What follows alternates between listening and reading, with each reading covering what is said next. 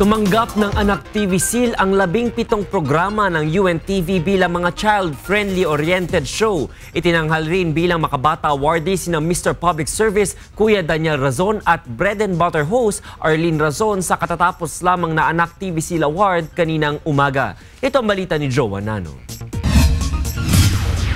Isa si Mr. Public Service Kuya Daniel Razon at Bread and Butter host Arlene Razon sa 24 na TV personality na ginawaran ng Makabata Award ng Anak TV Foundation ngayong taon.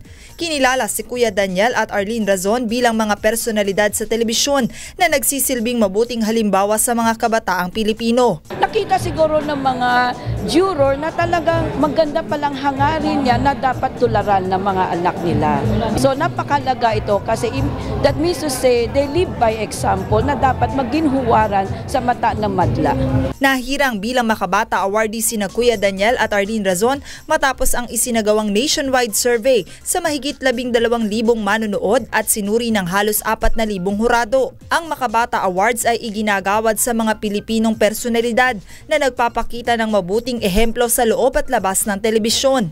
Ang Anak TV Foundation ay isang uri ng local advocacy organization na nagtataguyod ng media literacy, partikular na sa telebisyon at pagsusulong ng agenda for child-sensitive, family-friendly television sa bansa. Samantala, 17 programa rin ng UNTV ang kinilala at binigyang parangal ng Anak TV Foundation kanina. Kabilang sa mga ginawaran ng Anak TV Seal ang Good Morning Kuya, A Song of Praise, Bread and Butter, Cook It Right, Doctors on TV, Easy Lang Yan, Istorya, Kaagapay, KNC Show, Munting Pangarap, Quick Action Team, Rise and Shine, Rotary in Action, Sports 37, UNTV Cup, Mapalad ang Bumabasa at How Authentic the Bible Is. Ang Anak TV Seal ay iginagawad sa mga makabuluhang programa sa telebisyon na nagtataglay ng mga mabubuting aral at impormasyon na dapat panoorin at maibahagi sa mga kabataan.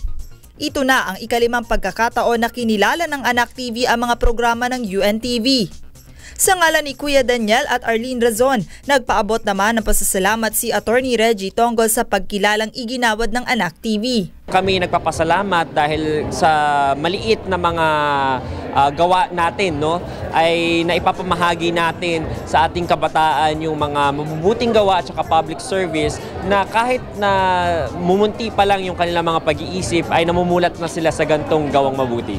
Muli namang hinikayat ng Anak TV Foundation ang mga magulang na maging responsable sa pagpili ng mga programang panonoorin upang magabayan at maiiwas sa masamang impluwensya ang kanilang mga anak.